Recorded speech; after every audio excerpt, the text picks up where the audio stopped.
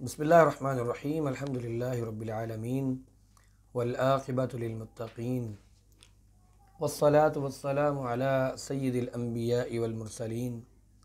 सय्यिदिना व नबिय्यिना व इमामिना मुहम्मदिन व अला आलिहि व अस्हाबिहि व मन वलाइहि अजमईन अम्मा बाद। अरकान इस्लाम कोर्स का आज हमारा 5वां लेक्चर है और हम अरकान इस्लाम में से कलिमा तौहीद को समझ चुके हैं और अब नमाज के हवाले से आज हमारा दूसरा लेक्चर है। नमाज एक ऐसी अहमियत की हामिल इबादत है कि जिसके बारे में मुसलमान ये बात जानते हैं, ये समात ये बात अच्छे तरीके से समझते हैं और नबी करीम सल्लल्लाहु अलैहि वसल्लम की ये हदीस कि नमाज जो है ये दीन का सुतून है, ये दीन का पिलर है। और फिर अल्लाह के नबी सल्लल्लाहु अलैहि वसल्लम की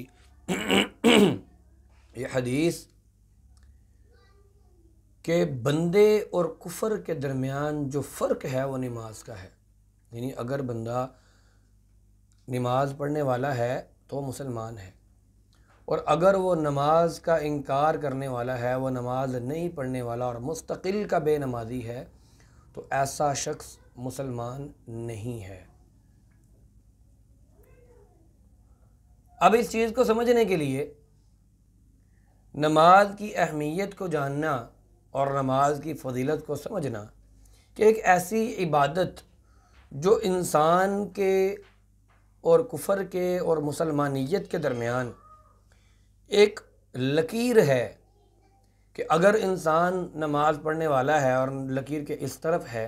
तो मुसलमान है, और अगर नमाज पढ़ने वाला नहीं है और लकीर के उस तरफ है तो मुसलमान नहीं है। तो ऐसी इबादत के बारे में ये समझना, उसको जानना, उसके बारे में अमल करना, उसको सीखना, ये एक मुसलमान के लिए फ़र्ज़ है। अब हमने पहले लेक्चर में क्या समझा था कि इस्लाम 5 बुनियादों पर कायम है: कलिमा तौहीद, नमाज, रोज़ा, हज और ज़कात। जितने पिलर भी इस्लाम के हैं तमाम इन रुकनों का इकरार करना, अपनी बिसात के मुताबिक उस पर अमल करना, ये इंसान के लिए ज़रूरी भी है और फ़र्ज़ भी है। और इनको सीखना,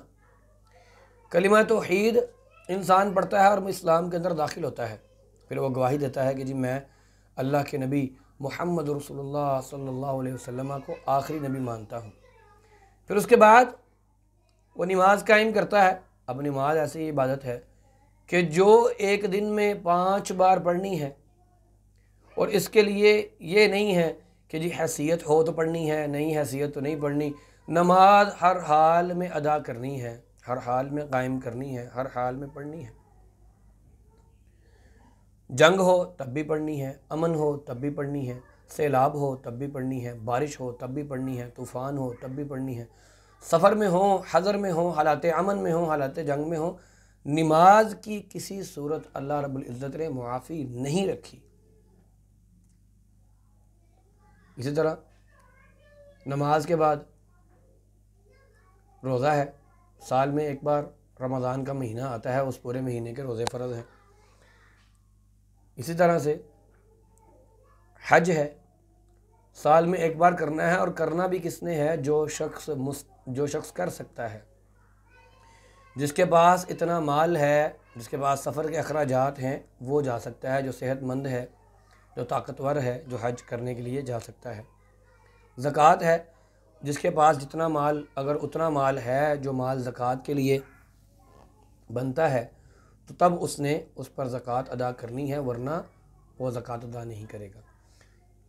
कलिमा तौहीद के बाद सिर्फ़ नमाज ऐसी इबादत है जो हर इंसान ने हर हाल में अदा करनी है, और दिन में ये 5 बार अदा करनी है। इसकी किसी सूरत कोई रुख्सत, कोई मुआफ़ी नहीं है। अब नमाज जो है ये दीन का एक अहम सुतून है, ये तो हमें समझ आ गई कि इसके बगैर तो करना भी रोज़ है, करना भी 5 बार है, तो फिर इसमें तो کسی طرح کی کوئی رخصت نظر آتی نہیں ہے۔ اب نماز قائم کرنے کی جو تاکید کی گئی ہے وہ تاکید یہ نہیں کی گئی کہ آپ بڑے ہوں، جوان ہو جائیں، آپ کی داڑھی مونچھ آ جائے پھر آپ نماز پڑھیں۔ اتنی اہم عبادت ہے کہ نبی کریم صلی اللہ علیہ وسلم کی حدیث ہے کہ جب بچہ 7 سال کا ہو جائے تو اسے نماز کی تلقین کرو، اسے نماز سکھاؤ، اور پھر جب بچہ 10 برس کا ہو جائے تو اس سے سختی کرو، اس سے نماز پڑھاؤ۔ یعنی آغاز شعور سے انسان بچپن میں جیسے ہی تھوڑا سا سمجھدار ہوتا ہے تو اللہ کے نبی صلی اللہ علیہ وسلم نے اسے اس 7 سال کے بچے کو نماز سکھانے کا حکم دیا، اور یہ حکم دیا کہ اس کو سکھاؤ، اور اس کو 3 سال کا پیریڈ دیا، 7 سے لے کے 10 تک، کہ ان 3 سالوں کے اندر اس کو نماز کی عبادت کا عادت بنا دو کہ یہ شخص نماز کے بغیر نہ رہے، اس کو یہ پتہ ہو کہ یہ مجھ پر فرض ہے، میں نے اللہ کے حضور پیش دن میں 5 بار ہونا ہے، مؤذن نے مجھے اللہ اکبر اللہ اکبر اللہ اکبر اللہ اکبر یہ کہہ کر آواز دے دی ہے کہ نماز کا وقت ہو گیا ہے، تو اب میں نے نماز پڑھنے کے لیے جانا ہے۔ 10 سال تک جب اس کی عمر ہو جائے پھر وہ نماز پڑھنے نہ جائے تو اس پر سختی کرو۔ اب اگر یہ بات دیکھی جائے اور یہ سمجھی جائے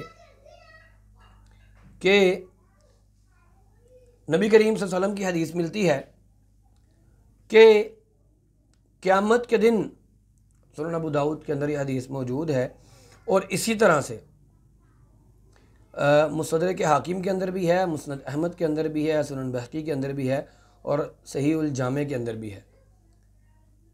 کہ قیامت کے دن سب سے پہلے جو اعمال میں سے جس چیز کا حساب ہوگا وہ عمل کون سا ہے؟ وہ عمل نماز کا ہے۔ یعنی سب سے پہلے اس بات کا امتحان ہوگا، پوچھا جائے گا کہ نماز پڑھی ہے یا نہیں پڑھی۔ اب اس کے بعد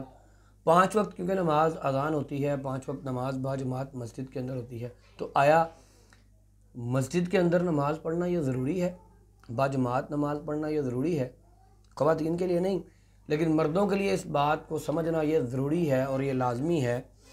کہ باجماعت نماز مسجد کے اندر ادا کرنا یہ مردوں کے اوپر اسی طرح سے فرض ہے جس طرح سے خود نماز فرض ہے، کہ مسجد کے اندر باجماعت نماز ادا کی جائے، اور مسجد سے پیچھے رہنا اور مسجد میں نماز پڑھنے کے لیے نہ جانا اور اکیلے نماز پڑھنا یہ ایک مسلمان کے لیے جائز نہیں ہے، درست نہیں ہے کہ وہ مسجد میں جائے بغیر اکیلے نماز ادا کرے یا باجماعت نماز ادا کرے، جیسا کہ سورۃ البقرہ کے اندر اللہ تعالیٰ فرماتے ہیں وَأَقِيمُوا الصَّلَاةَ وَآتُوا الزَّكَاةَ وَارْكَعُوا مَعَ الرَّاكِعِينَ، سورۃ البقرہ ہے، آیت نمبر 43 ہے کہ نماز کو قائم کرو اور رکوع کرو، رکوع کرنے والوں کے ساتھ، یعنی نماز پڑھنے والوں کے ساتھ نماز ادا کرو۔ اسی طرح سے حدیث ملتی ہے اور متفق علیہ حدیث ہے کہ نبی کریم صلی اللہ علیہ وسلم نے یہ ارشاد فرمایا کہ میرا دل کرتا ہے، اللہ کی قسم جس کے قبضہ قدرت میں میری جان ہے، میرا یہ دل کرتا ہے کہ میں لکڑیاں اکٹھی کروں، اپنی جگہ نماز کے لیے کسی اور کو کھڑا کروں، پھر لکڑیاں اکٹھی کروں اور ان لوگوں کے گھروں کو جلا دوں جن لوگوں کو اذان ہو گئی ہے، اقامت ہو گئی ہے، جماعت کھڑی ہونے والی ہو گئی ہے اور وہ لوگ گھر بیٹھے ہیں۔ اللہ کے نبی کی حدیث کیا ہے کہ اس ذات کی قسم جس کے قبضہ قدرت میں میری جان ہے، میں چاہتا ہوں کہ میں ایندھن اکٹھا کرنے کا حکم دوں اور نماز کے لیے اقامت کہنے کا حکم دوں، پھر کسی شخص کو حکم دوں کہ وہ امامت کروائے اور خود ان لوگوں کی طرف جاؤں جو نماز کے لیے نہیں آئے اور ان کے گھروں کو میں آگ لگا دوں۔ یہ کون کہہ رہے ہیں؟ محمد الرسول اللہ صلی اللہ علیہ وسلم، جو کہ رحمت للعالمین ہے۔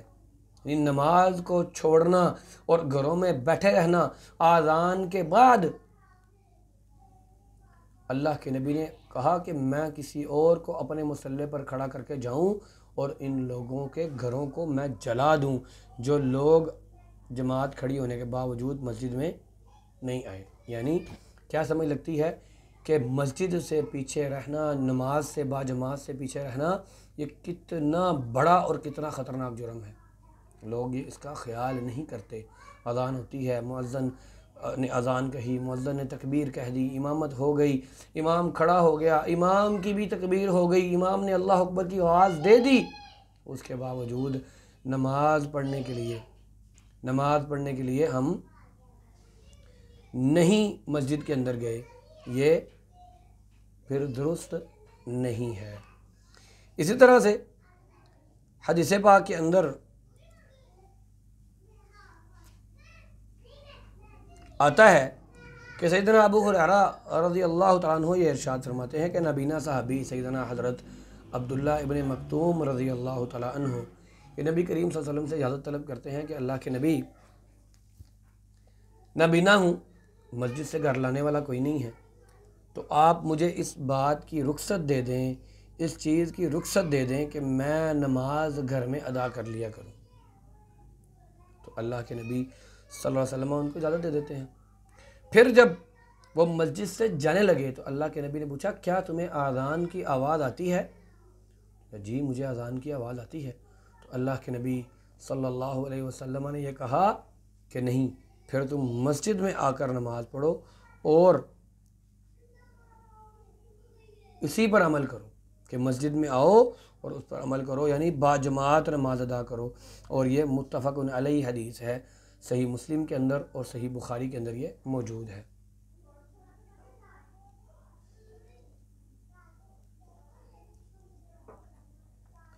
اب جب باجماعت نماز ادا کی جائے گی جس کی اتنی تاکید کی گئی ہے، تو کیا اس کا کوئی اجر زیادہ ملتا ہے؟ نماز پڑھنی ہے، باجماعت نہیں بھی پڑھیں گے تو کوئی بات نہیں، کیا ایسا نہیں ہو سکتا؟ تو نبی کریم صلی اللہ علیہ وسلم فرماتے ہیں، سیدنا عبداللہ بن عمر سے روایت ہے کہ رسول اللہ صلی اللہ علیہ وسلم نے یہ ارشاد فرمایا،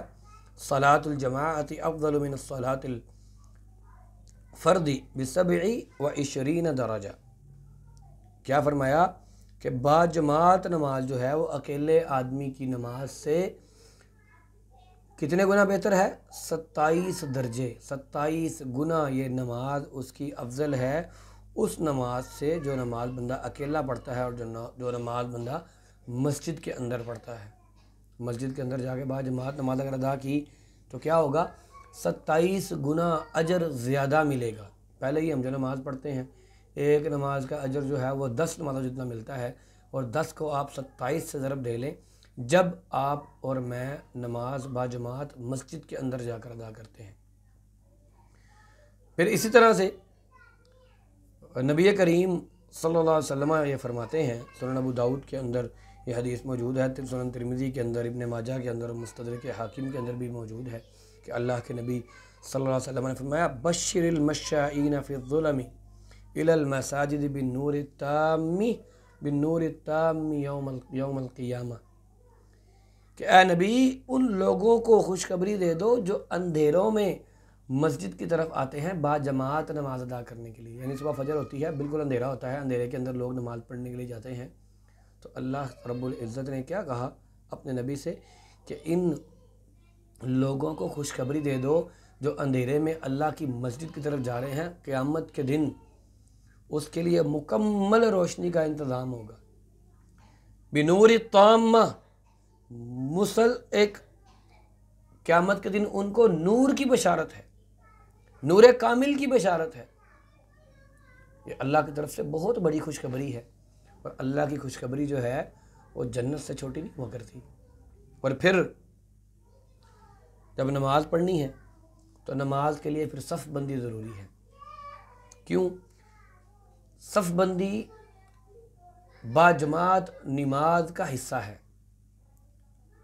صف بندی جو ہے وہ اللہ رب العزت کی طرف سے، اور اللہ رب العزت نے ایمان والوں کی صفوں کو بنیان مرصوص کہا ہے، ایک سیسہ پلائی دیوار کی طرح اللہ کے سامنے جو ہے وہ بندے اللہ کے ساتھ جڑ کے ایک دیوار کی طرح، ایک مضبوط دیوار کی طرح اپنے رب کے سامنے کھڑے ہو کر اس کے سامنے عاجزی کے ساتھ سر جھکاتے ہیں کہ مولا تیری خدمت میں حاضر ہوئے ہیں، تو نے جس طرح سے کہا، تیرے نبی نے جس طرح سے سکھایا اس طرح سے کھڑے ہیں۔ تو پھر سیدنا انس رضی اللہ تعالیٰ عنہ سے روایت ہے کہ رسول اللہ صلی اللہ علیہ وسلم نے فرمایا صفیں سیدھی کرو، بے شک صفوں کو سیدھا کرنا یہ نماز کی تکمیل ہے، یعنی نماز کو مکمل کرنا ہے تو پہلی بات کیا ہے؟ صفوں کو سیدھا کرنا، صفوں کو ملانا، صفوں کو سیدھا کرنا۔ اور مسلمانوں کی صفیں اللہ کے نبی کے دور کے اندر اتنی سیدھی ہوا کرتی تھی کہ تیر کے نشانے کو سیدھا کیا جا سکتا تھا، یہ نہیں کوئی آگے ہے کوئی پیچھے ہے، کوئی کہاں پہ ہے کوئی کہاں پہ ہے، ایسا نہیں تھا۔ پھر اسی طرح سے حدیث ہے سیدنا عبداللہ بن مسعود رضی اللہ تعالیٰ عنہ اس کے راوی ہیں کہ رسول اللہ صلی اللہ علیہ وسلم نے فرمایا اعتدال کے ساتھ کھڑے رہو اور دور دور مت کھڑے ہو۔ صحیح بخاری اور مسلم کے اندر یہ حدیث موجود ہے۔ اسی طرح سیدنا عبداللہ ابن عمر رضی اللہ تعالیٰ عنہ روایت کرتے ہیں کہ رسول اللہ صلی اللہ علیہ وسلم نے فرمایا کہ تم فرشتوں کی طرح صفیں بناتے ہو، اسی لیے صفیں درست رکھو، کندھے سے کندھا برابر رکھو، درمیان میں فاصلہ مت چھوڑو اور اپنے بھائیوں کے کندھے کو ملانے میں نرمی کرو، یعنی کندھا ملانے والوں کے ساتھ ناراض نہ ہو۔ یہ نہ ہو کہ ایک بندہ کندھا ملا رہا ہے اور سائیڈ والا جو ہے وہ سائیڈ پہ ہوا چلا جا رہا ہے، نہیں، کندھا ملا رہا ہے تو اس کے کندھے کے ساتھ کندھا ملایا جائے، کچھ آپ ملائیں کچھ وہ ملائے تو کندھے کے ساتھ کندھا مل جائے۔ پھر اسی طرح سے اللہ کے نبی نے فرمایا شیطان کے لیے درمیان میں جگہ کھلی نہ چھوڑو، جو صف کو ملائے گا اللہ اس کو ملائے گا، اور جو صف کو توڑ دے گا، جو صف کو منقطع کر دے گا، اللہ تعالیٰ بھی اس سے قطع تعلقی کر لے گا۔ یہ حدیث جو ہے وہ ہمیں سنن نسائی کے اندر، اسی طرح ابو داؤد کے اندر، مستدرک حاکم، مسند احمد طبرانی کبیر اور صحیح الجامع الصغیر کے اندر یہ حدیث 1867 نمبر پر ہے، 68 نمبر پر ہے۔ اسی طرح سے سیدنا انس رضی اللہ تعالیٰ عنہ نماز کی کیفیت بیان کرتے ہیں کہ صحابہ کرام کی صف بندی کی کیفیت یہ ہوا کرتی تھی وَكَانَ أَحَدُنَا يُلْزِقُ مَنْكِبَهُ بِمَنْكِبِ صَاحِبِهِ وَقَدَمَهُ بِقَدَمِهِ کہ ہم میں سے ہر کوئی اپنے ساتھی کے کندھے کے ساتھ کندھا ملاتا اور اس کے پاؤں کے ساتھ پاؤں ملاتا۔ اب ملانے کا مطلب سمجھتے ہیں نا، ملانا اس کو کہتے ہیں۔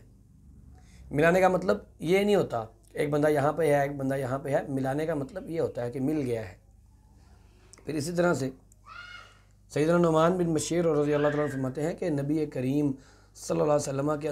دور کے اندر میں نے یہ دیکھا کہ ہر نمازی اپنے ساتھی کے کندھے کے ساتھ کندھا ملاتا ہے اور گھٹنے کے ساتھ گھٹنا اور ٹخنے کے ساتھ ٹخنا۔ اب سوال یہ پیدا ہوتا ہے کہ کندھے کے ساتھ کندھا اور گھٹنے کے ساتھ گھٹنا اور ٹخنے کے ساتھ ٹخنا کیسے مل سکتا ہے؟ جب آپ ایسے بالکل سیدھے کھڑے ہوں اور آپ کا ساتھی بھی بالکل سیدھا کھڑا ہو تو پھر ایسے بڑی آسانی کے ساتھ جتنے آپ کے کندھے ہیں، جتنی آپ کی جو اللہ نے یہ چوڑائی رکھی ہے اس کے مطابق جب پاؤں کھولے جائیں گے، کیونکہ انسان کی حد چوڑائی یہ ہے، جو اس کا بازو اور کندھا ہے یہ اس کی حد چوڑائی ہے۔ جب وہ کندھے کے ساتھ کندھا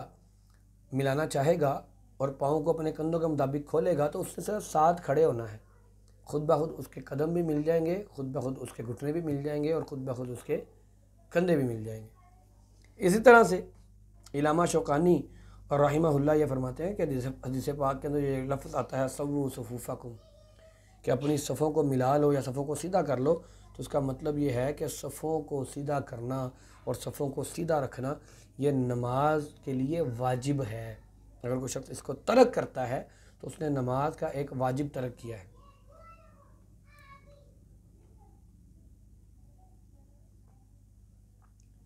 اسی طرح سے علامہ صنعانی اور رحمہ اللہ اپنی کتاب سبل السلام کے اندر فرماتے ہیں کہ صف بندی کے سلسلے کے اندر جتنی احادیث وارد ہیں اس سے سمجھ یہ آتی ہے کہ صفوں کو ملانا واجب ہے، جبکہ لوگ اس سے سستی اور تساہل سے کام لیتے ہیں، سستی کرتے ہیں، صفوں کو ملاتے نہیں ہیں، جبکہ ایسا نہیں ہے۔ اسی طرح سے اگر آدمی جماعت کروائے، دو لوگ ہوں تو کیا ہو، دو لوگ ہوں تو جماعت کروائیں تو امام جو ہے وہ بائیں جانب کھڑا ہوگا، مقتدی جو ہے وہ دائیں جانب کھڑا ہوگا اور پاؤں ان دونوں کے برابر ہوں گے۔ یہ نہیں ہوگا کہ ایک آگے کھڑا ہے ایک پیچھے کھڑا ہے، دونوں اگر ہیں تو ساتھ ساتھ مل کے کھڑے ہوں گے، پاؤں کے ساتھ پاؤں ملائیں گے، کندھے کے ساتھ کندھا ملائیں گے۔ امام جو ہے جس نے جماعت کروانی ہے وہ بائیں جانب، جس نے نماز ساتھ پڑھنی ہے وہ دائیں جانب۔ اسی طرح سے جو امام ہے اگر لوگ زیادہ ہیں 2 سے زیادہ ہیں، 3 لوگ ہو گئے ہیں، تو امام ان دونوں کے درمیان صف سے آگے کھڑا ہوگا اور مقتدی اس کے پیچھے کھڑے ہوں گے درمیان میں۔ پھر جتنی صف بنتی چلی جائے گی امام ان کے درمیان میں رہے گا۔ یہ نہیں ہونا چاہیے کہ امام ایک طرف اور مقتدی جو ہے وہ ایک طرف لائن میں ہوں، ایسا نہیں ہے۔ پھر اسی طرح سے امام جو ہے وہ نیک اور متقی اور پرہیزگار اور صحیح العقیدہ ہونا چاہیے۔ اس چیز کے اندر بڑی کمی کوتاہی ہے۔ ہمارے ائمہ کرام جو مساجد کے ہوتے ہیں، اکثر ان کے عقائد کے بارے میں لوگوں کو نہیں پتہ ہوتا، تو بہتر یہ ہونا چاہیے کہ جو امام مسجد ہو اس سے وہاں مسجد کے اندر قرآن اور حدیث کا آپ درس رکھوائیں، جس سے آپ کو پتہ چلے کہ امام صاحب جو ہیں وہ کس عقیدے کے حامل ہیں اور کس سوچ کے حامل ہیں۔ اسی طرح سے امام جو ہے، امام کے قریب جو جماعت کے ساتھ نماز پڑھنے والے ہیں وہ اچھے لوگ، سمجھدار لوگ ہونے چاہیے کہ اگر امام کو کوئی ایمرجنسی پڑ گئی ہے، کئی دفعہ ہوتا ہے امام فوت ہو جاتا ہے، تو قریب والے جو لوگ ہیں وہ نماز مکمل کرا دیں۔ تاریخ کی مشہور بات ہے، سیدنا عمر فاروق رضی اللہ تعالیٰ عنہ نماز کے اندر شہید ہوئے اور صحابہ کرام کے سامنے وہ ان کو خنجر لگا اور وہ گر گئے، تو باقی ایک اور صحابی نے آگے بڑھ کے نماز مکمل کروائی۔ اسی طرح سے مدینہ کے اندر ایک بار ایسا ہوا کہ امام صاحب کا شاید وضو ٹوٹ گیا، تو آن دی ریکارڈ یہ چیز موجود ہے کہ امام صاحب وہاں سے ہٹ گئے اور پیچھے سے ایک لڑکا آگے گیا اور اس نے جماعت کروائی۔ تو یہ بات جو ہے کہ امام جو ہوگا وہ ہونا چاہیے، کون سا؟ امام کے ساتھ جو لوگ ہونے چاہیے وہ سمجھدار لوگ ہونے چاہیے، تاکہ اگر کوئی ایمرجنسی بن جائے تو وہ نماز کو مکمل کروا سکیں۔ اسی طرح سے امام اگر قرات کو بھول جاتا ہے تو لقمہ دینا جائز ہے۔ جو مرد ہوں گے وہ آواز میں لقمہ دے سکتے ہیں، اس کی غلطی ہے، اس کی غلطی اس کو بتا سکتے ہیں، اور اگر وہ خواتین ہیں تو وہ ایسے ہاتھ کی پشت پر ہاتھ مار کے چوکنا کر سکتی ہیں کہ تم نے غلطی کی ہے۔ اب خواتین کو تو مسجد میں جانا منع ہے، خواتین کو تو مسجد میں نماز پڑھنے کے لیے نہیں جانا چاہیے، تو پھر خواتین پشت پہ کیسے اپنے گھر میں ہاتھ ماریں گی؟ نہیں، خواتین کے لیے مسجدوں کے اندر جگہ ہونی چاہیے، اگرچہ کہ خواتین گھروں کے اندر نماز پڑھ کے اکیلے اور منفرد نماز پڑھ کے وہ ان کو اجر اتنا ہی ملتا ہے، اس سے بھی بڑھ کے ملتا ہے جو مرد حضرات جاتے ہیں مسجدوں کے اندر، لیکن خواتین کے لیے مسجدوں کے اندر مقام اور مکان ہونا چاہیے کہ وہ وہاں پر جائیں، جا کر نماز ادا کرنا چاہیں تو ان کو کوئی روک نہیں سکتا، کہ اللہ کے نبی نے ان کو اجازت دی ہے۔ اور یہ حدیث ہے کہ عورت جو ہے وہ امام کی غلطی نکالے تو ایسے کرے، تو اگر مسجد میں موجود ہوگی تبھی تو ایسے کرے گی، اگر وہ مسجد کے اندر موجود ہی نہیں ہوگی تو ایسے کیسے کرے گی؟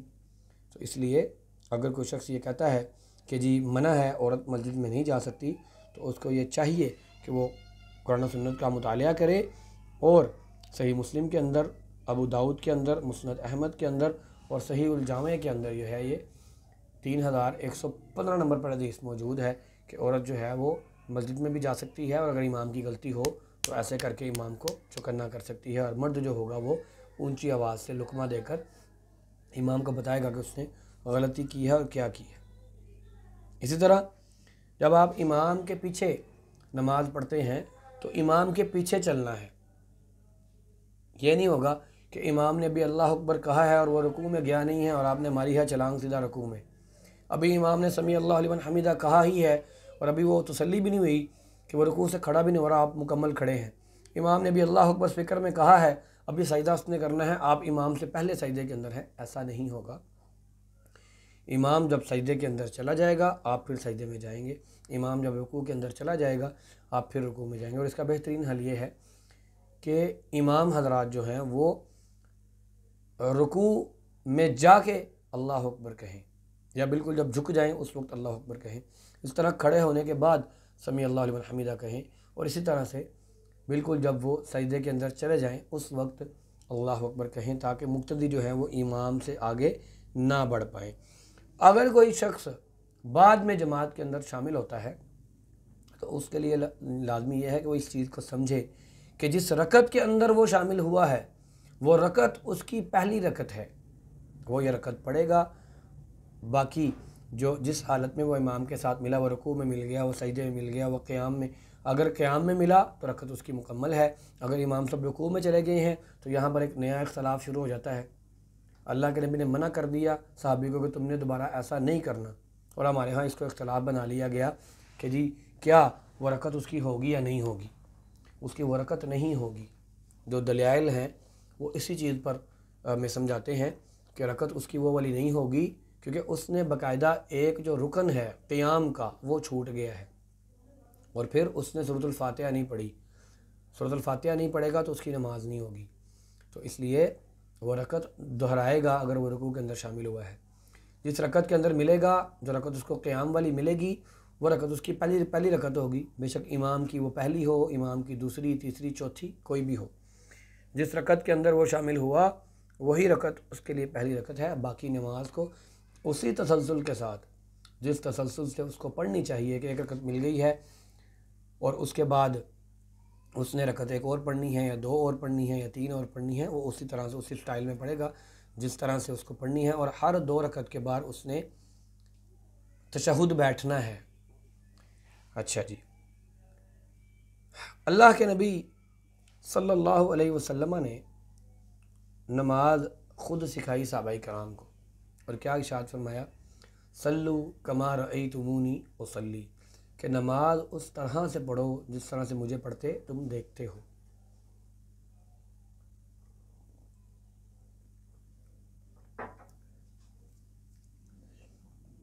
اب یہاں پر کچھ لوگ یہ خیال کرتے ہیں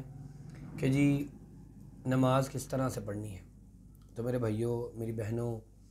ہمارے عزیز جو ممبران ہیں، جو طالبات ہیں، جو طالب علم ہیں،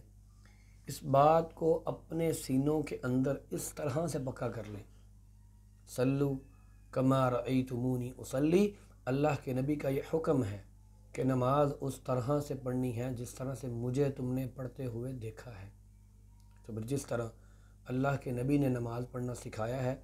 اسی طرح سے نماز پڑھیں گے۔ کوئی ہمیں کچھ بھی کہے، ہمیں اس کی پرواہ نہیں ہے۔ صحیح احادیث سے جس طرح نماز پڑھنا ثابت ہے ہم اسی طرح نماز پڑھیں گے، اور اللہ کے ساتھ، اللہ کے سامنے یہ دعا بھی کریں گے کہ اللہ تو ہمارا رب ہے، ہمارے سینے کو اپنے اس دین اسلام کے لیے کھول دے، اس کو سیکھنے کے لیے کھول دے، اور کثرت سے دعا کیا کریں، رب اشرح لی صدری ویسر لی امری واحلل عقدۃ من لسانی یفقہوا قولی، اور رب زدنی علما، رب زدنی علما، رب زدنی علما۔ انشاءاللہ کل ہم نماز کا ایک تفصیلاً تذکرہ کریں گے۔ آج نماز کے بارے میں ہم نے اہمیت کو سمجھا، اس کی فضیلت کو سمجھا، باجماعت نماز کی اہمیت، باجماعت نماز کی فضیلت یہ ہم نے سمجھا، اور اس بات کا نقصان کہ نماز پڑھنے نہ جائیں تو اللہ کے نبی نے کیا کہا؟ جو شخص باجماعت نماز پڑھنے کے لیے نہیں آیا، میرا دل کرتا ہے کہ اس کے گھر کو جلا دوں۔ اس بات کا خوف رکھتے ہوئے، اللہ سے ڈرتے ہوئے اللہ کی مسجدوں کی طرف رخ کریں، اور گھروں کے اندر جو خواتین ہیں ان کے لیے اگر آسانی ہو مسجد میں جانے کی تو وہ جائیں، ورنہ گھر کے اندر ایک کونے میں، ایک الگ کمرہ میں، ایک جگہ پر آسانی کے ساتھ، تسلی کے ساتھ نماز ادا کریں۔ اور یہ چھت پر جا کر نماز پڑھنا، یہ دھوپ میں جا کے نماز پڑھنا، یہ نہیں کرنا چاہیے، بلکہ اللہ کے نبی نے عورت کو گھر کے کونے میں نماز پڑھنے کا حکم دیا ہے۔ تو اللہ تعالیٰ سے دعا ہے کہ اللہ رب العزت ہمیں صحیح معنوں کے اندر دین کو سمجھنے کی توفیق عطا فرمائے۔ سبحان ربک رب العزت عما یصفون وسلام علی المرسلین والحمد للہ رب العالمین۔ مجھے اور میرے گھر والوں کو اور میری ٹیم کو اور میرے تمام قسم کے جو کسی بھی قسم کا تعاون کرنے والے لوگ ہیں ان کو اپنی دعاؤں کے اندر یاد رکھا کریں، اور ہمارے لیے اللہ سے آسانی طلب کرتے رہا کریں۔ السلام علیکم ورحمۃ اللہ وبرکاتہ۔